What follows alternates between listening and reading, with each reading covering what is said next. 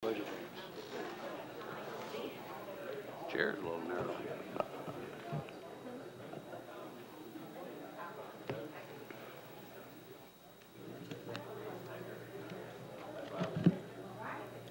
Just to let y'all know, if you need that microphone right up front there, Sharon, it's on, so just in case you don't have to. This one on too, Sean. I Yes, think sir. push the button. Okay. Yes, sir. Okay. Thank Are you. you ready to go? Yes, sir. Okay. Okay, we will reconvene with the Public Works budget hearing. I first do want to thank Councilman Stein for covering for me until I could get here.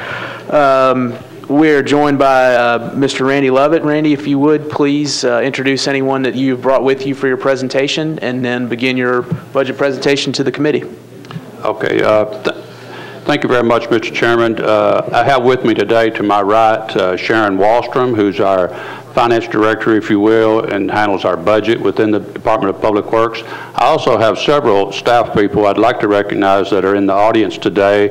The senior staff level would be Veronica Fraser, who's Metro Beautification Director, David Himes, who's Assistant Director for Operations and Solid Waste, Mark Macy, I think, is in the back there, our Chief Engineer. Also, Mr. Don Reed, who's our paving manager, is in attendance today. Also, Chip Knupp, who is our Director over our Traffic and Parking Division. Also, Mr. Billy Davis works in administration and engineering also. And I think I've recognized everybody. Ms. Jenna Smith, who's also a Special Projects Manager with the Department of Public Works. So we have a pretty good, pretty large group here today.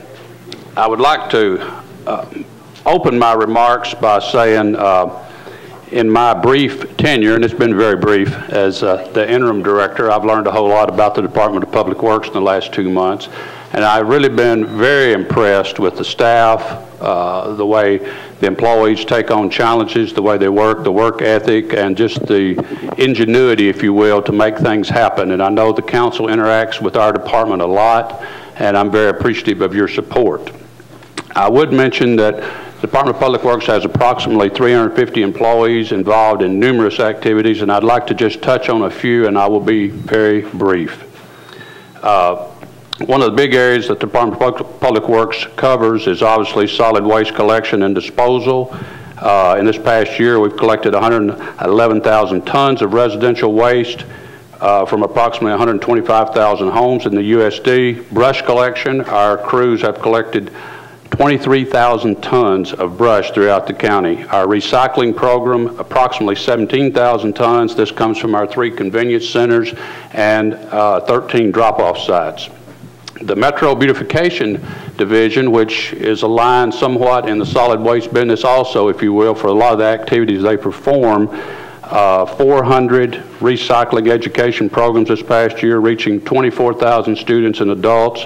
They've held over 400 neighborhood cleanups throughout the county, used over 4,000 community service worker hours, which has resulted in approximately $500,000 in labor avoidance cost, if you will. The community service workers also have collected trash and debris from numerous illegal dump sites, and just as a note, I thought this was interesting, collected over 4,000 dump tires. In addition, this area provided cleanup to approximately 127 vacant lots.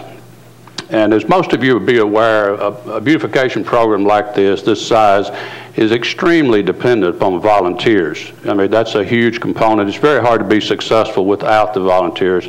And typical Nashville, lucky that we're here, we have numerous volunteers. And the Metro Beautification and Environment Commission has been very active in the Keep America Beautiful. They're considered one of the affiliates. Well, based on the kind of the recognition for this area for such the large number of volunteers and volunteer programs that they've participated in, they were designated as a featured affiliate, which is a very high honor in this organization. And I think just recently they conducted their first ever National Day of Action. 600 volunteers participated in 14 events all over the county, ranging from graffiti abatement to beautification to community gardens. Just very proud of that. Numerous other things, the Department of Public Works, and I'll try to go through it very fast, and we're responsible for 5,700 lane miles of roads, 800 miles of sidewalks, 140 miles of bike lanes and shared routes, 300 bridges, 800 signalized intersections, 2,000 plus parking meters. We're responsible for 53,000 street lights in the USD. We also operate the Metro 311 call center. Last year, the call center received 77,000 calls. Our permitting office issued 7,400 permits this past year, and our engineering division, plans review, if you will, reviewed over 1,700 plans, so it's very active. These are some of the day-to-day, this type business goes on all the time, and I would briefly mention a few major projects that most of you would be aware of that were either ongoing or just completed. The Music City Bikeway, the 28th Avenue Connector, which is on schedule to be completed in September, and as of yesterday, last time I was updated, it's still on schedule, so we're very proud of that project. KVB, which all of you are aware of, is on schedule, will be substantially completed by the end of the year, around 1st of January, with probably some minor fix-up toward the end of it, trying to be open in March of next year. And also a major project, the Harding Place Sidewalk Pedestrian Enhancement Project, which will start later this year. This project is scheduled for construction to start probably the latter half of 2013. The Public Works budget, proposed budget, is approximately $79 million. It includes a few enhancements. One would be an additional round of brush collection, which we're requesting. Also, we're requesting an enhancement to try to hire employees for a landscape maintenance program. And then it also entails $4 million, which is basically a transfer from the Water Department to Public Works, which would allow us to do the patch paving program, we call it. It's basically where the Water Department has to make a cut in pavement to do repairs or to install water line, et cetera. We would start doing the pavement in that area. In my opening remarks, I said how proud I am of the employees, and I cannot mention that enough. I've been, again, in very brief tenure, 2 months roughly, been very impressed with the work ethic, the way employees work, the way the department's organized to try to get the most efficiency. I would love to take the credit for all that, but the credit, to be honest, goes with the employees and to Billy Lynch, who has organized this. He put the staff in place, he put staff in the right places. I've told several people I've yet to meet very many employees that do the same thing all day long. There's a lot of cross-training out there, there's a lot of multitasking, if you will, that's been brought on over the years by obviously just need more people to do different things due to scarce resources, if you will. So I've been very impressed with the way the place is organized, the employees, the work ethic. We receive emails on a fairly regular basis, I'm very proud of, bragging on our employees from the public, and that's very important. But the most important email that I like to read, and I get these also, is when they brag on a Metro Public Works employee for doing something above and beyond their job. It was more than what was required. Those are very gratifying. So in closing, that's basically my comments, and we'd be glad to try to answer any questions. Thank you very much. Chairman Hunt, you are recognized. Thank you, Mr. Chairman, and I'm very pleased to have you here in your new capacity. I want to ask you how many, or do you know how many employees have you lost over the last 3 budget years? We can get that figure for you. Councilmember Hunt, I would say, I think, and this might be a little bit ballpark, since 06 I heard a figure of 97 since 06. I don't know exactly in the last 2 years or 3 years. I could break that down for you, but I think I'm right that it's basically 97 employees since 06. Is that correct? I memorized those facts pretty good. Okay, the reason I want to know that because I want to make sure the public knows that you do a good job at the same time shrinking the department and by that larger number. You know, I think Public Works is probably the most important, one of the most important agents we got. I always put it right up there with the Department of Safety when they talk about safety, because when you're talking about Public Works, they're actually working for the public, and they're the one that actually do a lot of things to keep these communities clean, and people need to recognize that. One final thing that you may not know yet, I think Veronica knows about it. Does Creekside ring a bell with you? I have heard the term, Councilmember. I'm not familiar, you're correct, I'm not familiar with the entire project that's going on, but Ms. Fraser's here, and then... Okay, well, she know about this, and I'm not going to really take up a lot of time because I know we got a lot of hear about it, and it's not directly budget related, and it's a big issue out there that we're going to have to solve, or it's going to cause us some problems. Okay. Thank you. Thank you, Mr. Chairman. Councilman Davis, you're recognized. Thank you, Mr. Chair. Thank you both for being here, and all the Public Works folks that came tonight. Just constantly impressed with the work you guys do. You've done more with less for a long time, and we really appreciate you. I'll keep it brief, too. The only couple things, I was wondering, the brush pickup, I think everyone's really excited about that, and all our constituents. Are you going to do a quarterly now that we have 4, or do you think you'll leave a flex one? How do you guys plan to add the extra one? I would ask Mr. David Himes, who's over that area in operations. I'm not real sure exactly what he... Quarterly? Okay, great. So we'll I'm not sure how he's going to organize it, but... Okay, which I think should be plenty enough, and we'll be able to communicate to our neighbors. And then I know the mayor had a lot of paving on his capital, and is there any... do we have any long-term paving concerns, or is that something strategically that you guys have been thinking about, and just any comments on where we are with that? And I guess we always need more, but we're... Yes, sir, that's correct. I think, and our paving manager is actually here, and I might ask him to make a couple of comments, but just briefly, paving is an area where you always have more needs than you have resources, obviously, and you're probably familiar with back in the winter, I think, the newspaper articles about us, if I may get the numbers off here a little bit, we like to be at 70–75% of the roads are really not in need of that much work at that time. We'll probably have slipped down to about 60. So yes, there's quite a bit of work that needs to be done in that area. Just maybe, and obviously there was a chunk this year allotted for that. We just need to keep pushing every year. Hey, more paving money in the queue. Well, more money will always make a huge difference, but it's been we've had real good paving programs in the last capital spending plans. Very, very good paving program. But yes, sir, to answer your question more, it's one of those things that it's obvious that you can do more the more funds you have. You can. I just think we need to keep an eye on it, because there will be a critical mass. I mean, you said, like you're saying, the percentages you guys watch, but at some point, everyone just generally starts to think that Nashville's roads aren't good. So right. I just want to make sure, and obviously safety is the main concern. So absolutely, just something to keep an eye on. And once again, appreciate you guys. Yes, sir. Thank you. Councilman Tiger, you're recognized.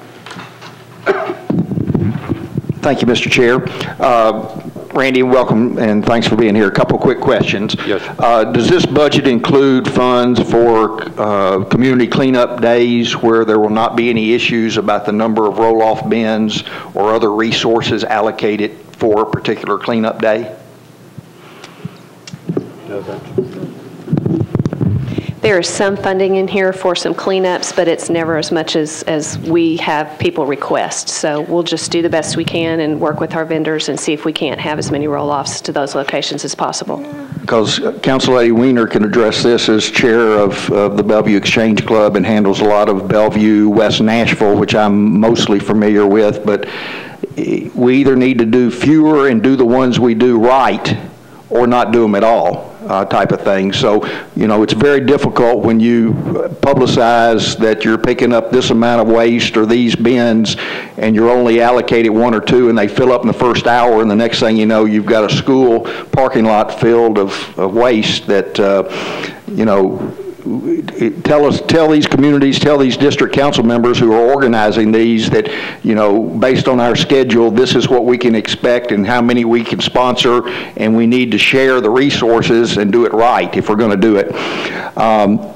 Randy, I saw my good friend Mr. Cobb back there. We've had many spirited discussions about sign enforcement, illegal signs in right-of-ways and on public utility poles, and he reminds me that you all are one of the departments involved in keeping our city rid of this blight. I argue that prevention, not allowing them to go up through better enforcement and rather than this spending resources after the fact, picking them up. One of the tools in your box is the ability to write letters to, not to pick on music venues, because we certainly don't want to take the music out of Music City, but a music venue is responsible if an event is held at their venue to make sure that those illegal signs are not there. Are you familiar with that ordinance, and are you prepared to send any letters out to these illegal participants? I am familiar with the ordinance. We send out letters, numerous letters that cover a wide array of things. So yes, to answer your question, I am familiar with it. I don't know all the details down in it, but yes, that would be a reasonable request, I think. In tight budget times and citizens who are fearing property tax increases at a higher level than what many would tell us that they can afford, one other avenue that I don't think we've spent enough time considering is the need to annex or to convert GSD areas that are basically getting services at a USD level. Do we have any statistics, and I know it would be different for different communities, but for heavily populated areas, do you all work with the administration or anybody else to identify this area is receiving enough police and fire protection that if we add garbage and street lights, they would be getting USD level services, and this is an area that needs to be upgraded into the USD area? Not that I'm familiar with. I'd be glad to check into that and get back with you. But if there were any statistics, I'm just not familiar with our participating in that area of trying to look toward annexation. I guess my question to you would be, are there statistics, average statistics of what it takes to convert a GSD area to a USD area, and what the difference in net effect might be over time, both the initial allocation of funds to get them to that level, and then the benefits to the city as to ongoing revenues. So if you have any statistics there. The horticulturalist and the crew that you're proposing, I'm assuming that's one expert and 3 workers, basically? Yes, sir. That's correct. Laborers type positions are the other ones, yes, sir. Sell me on why we need a horticulturalist as opposed to 4 grass cutters, weed pullers, right-of-way maintenance folks. Well, basically, the situation becomes where you really need to take care of what you have. I mean, we're probably not going to be building that many new things, so you need to take care of what you have, and like right-of-way and all these areas. It's a little more complicated than just let's have somebody mow the grass. You need a little extra. Well, you can get by with whatever, but it would be very helpful if you had a little expertise of the right trees, knowing what you can plant that maybe doesn't need mowing, knowing what you can plant that'll live year-round as opposed to it's going to die 2 weeks later after you spent the money on it to put it in, these type of things. So it's not so much looking at somebody that knows something about flowers. It's somebody that knows something about the entire area of landscaping an area along a roadway. We try to do streetscapes where the appearance is huge, like Dedrick Street out here, I would point out. Maybe there's probably several that I'm not aware of, where it's a big issue to have someone with a little expertise. Who's been doing it up to this point? Well, it's pretty, I think we probably depend on the Parks Department for most of the time. I would defer to, I don't know if Ms. Fraser or Mr. Hines would know more about this area than I do, but primarily we pretty depend on the Parks Department. And has that relationship ended? No, they're still there, but I think their resources are somewhat limited also.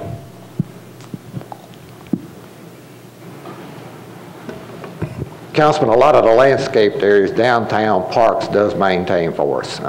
You know, they're just like we are. They're pressed for time, and they do it when they can. But we have numerous areas that basically are not getting maintained.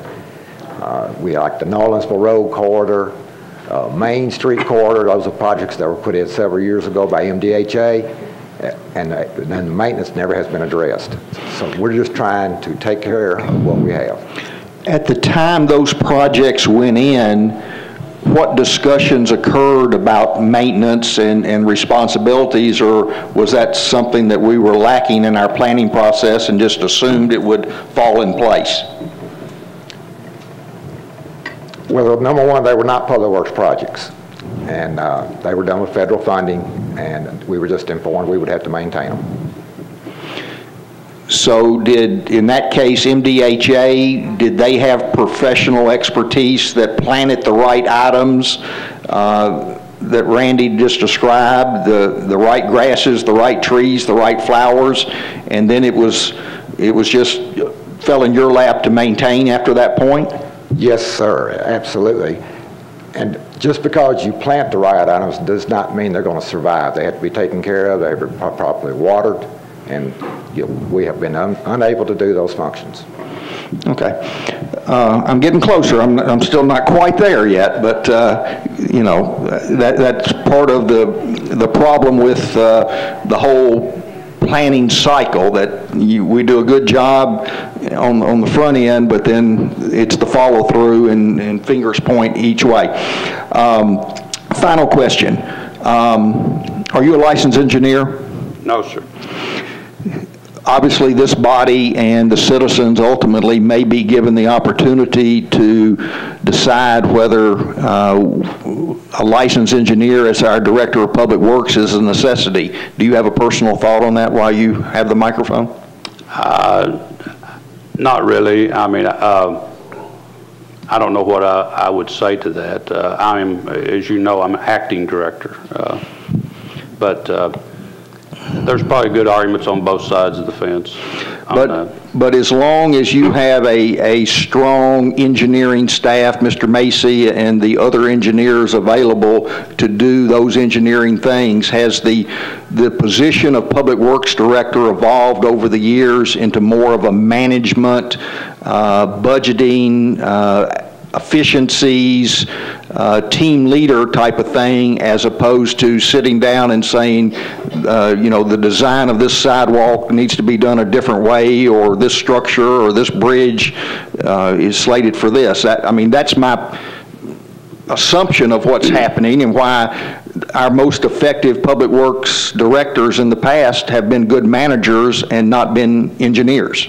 Well, I think your points are very well made, that everything changes over time. One of the things that has probably changed in the public works area is such a wide array of other responsibilities that are not necessarily engineering. I think most public works departments will always have a strong engineering base to them just by the function, but there's a wide array, as I mentioned in my opening remarks, solid waste, the whole beautification program, all the areas that they touch that really are not necessarily engineering. I think you hire the best engineers you can, but I want my public works director personally to be the best manager that I can find. Thank you. Points well made. Thank you, Councilman. Councilman Holloman, you're recognized. Councilman Holloman. Thank you, Mr. Chairman. Thank you, Randy. I want to follow up a little bit on Councilman Davis's questions, and there may be somebody more appropriate than you directly to ask, but I wanted to understand, as was raised in the news article a while back, and as you discussed, that we've dropped in our ratings in terms of which roads are acceptable down from 70, and I think you said somewhere in the 60s. Does the funding that's proposed in this package, the operating combined with what's proposed for capital, will that in a one-year cycle take us back to where we need to be, or do you think that it'll take multiple years for us to get back to that point? Council member, I would defer to my paving manager, who happens to be here, that let him make the comments on that question. Yes, it does. This year, we should be able to get back to that level of service. We will start on the track of getting back to that level. Okay. Well, when you say start on the track, do you think we'll get back there? And I understand you do it every other year, but do you think the next time we do a survey based on this level of funding that we will be back at that point the next time we do, the full round of the county? And I understand you do it over a cycle. We're about 15% below the level that we need to be, and I think this year we'll get halfway there. So okay.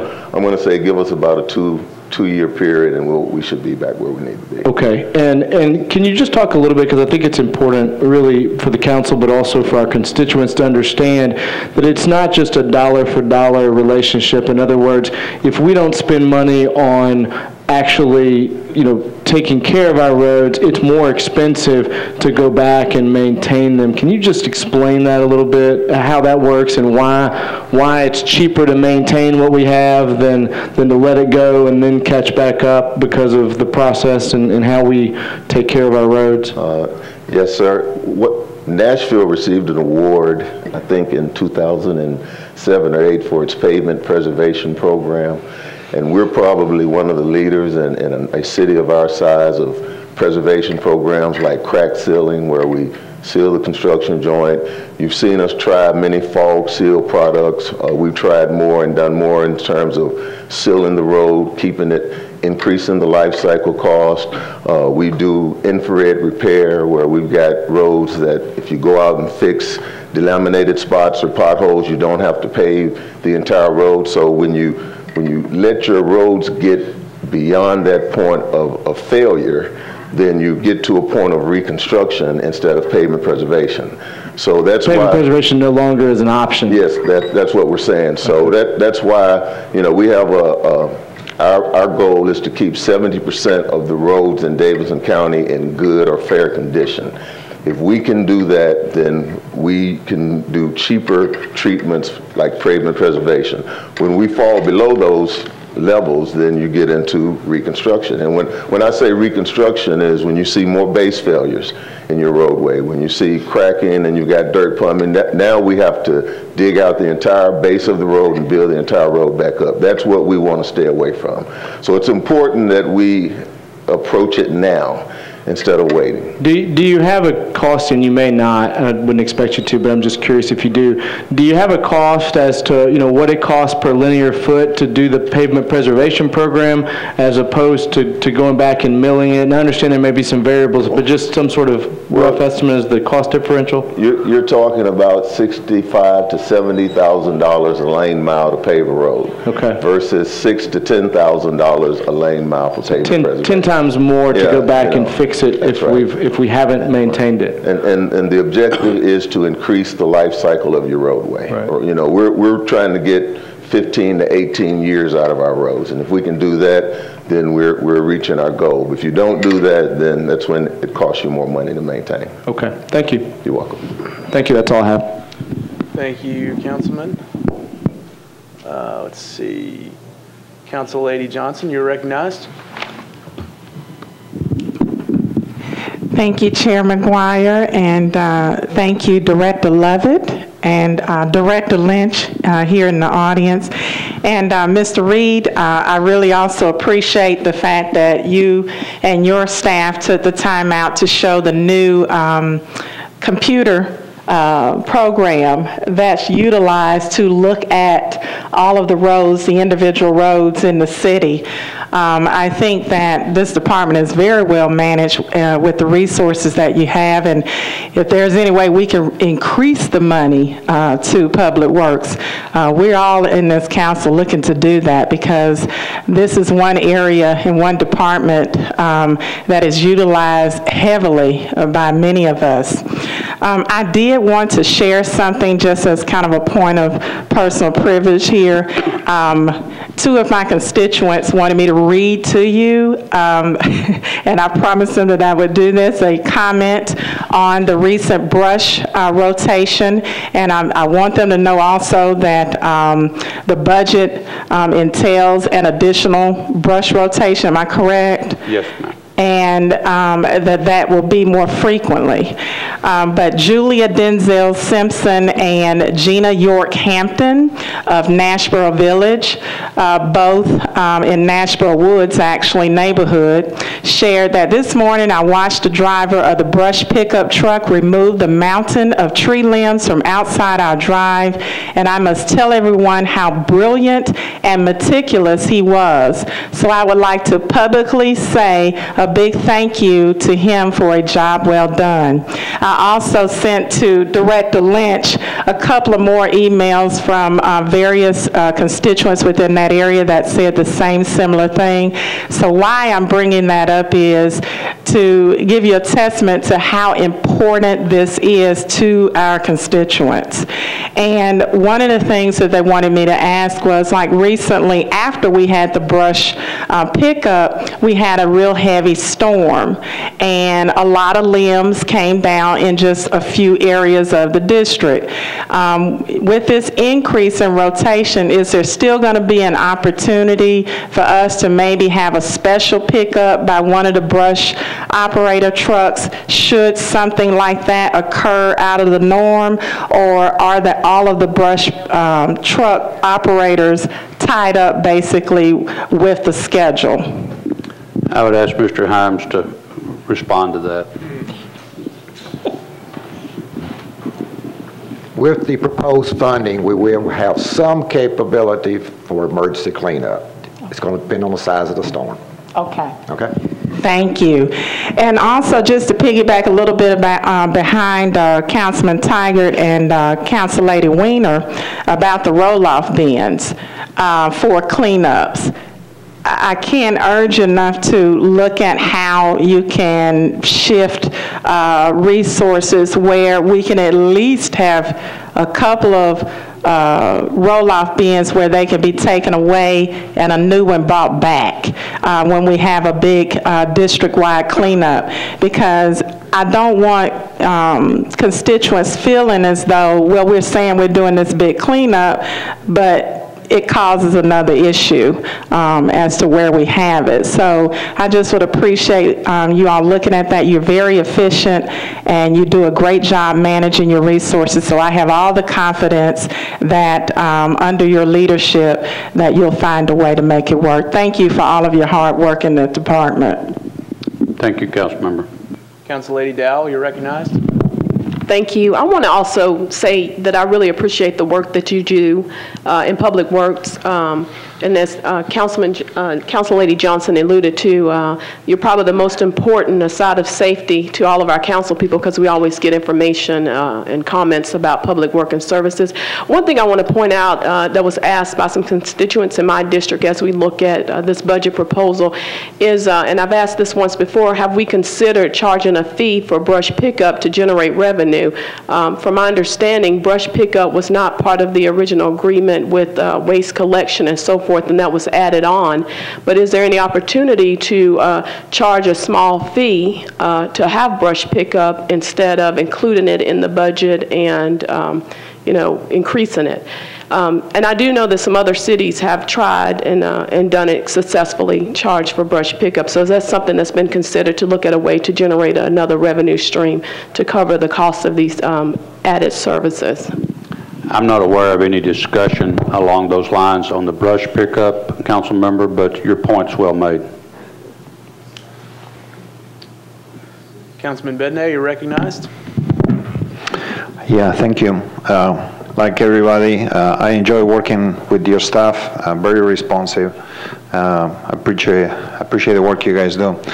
I have a couple of questions. One has to do with private roadways. There are many subdivisions or areas in my district that the roadways were built not to metro standards, and they are not part of the city streets.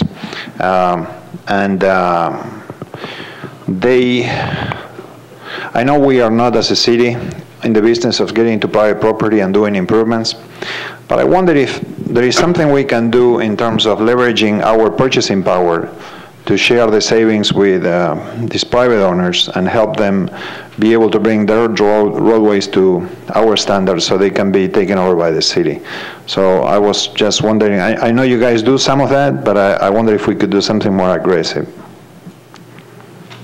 I'll make note of your comments. Obviously, there's legal issues with private roads, liability, and various ways that's constructed. As far as a new subdivision, it has to be up to standards before it's brought in. There's certain standards that they have to meet, but I understand your comments and be glad to look into it.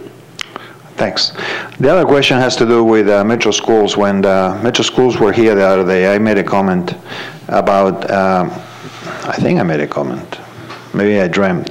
But I was wondering if when we build a school, if perhaps we could take, and probably you guys do that already, but I just want to ask if there is a task force concept in how we do interventions in the city, to where if a school is going to be built in a certain part of the city, if we can make sure that Public Works and all the different agencies come together and do leveraging our resources so that particular school can be more successful. I'll give you an example. I live very close to where my daughter's school is, and the school came and put sidewalks to a certain point.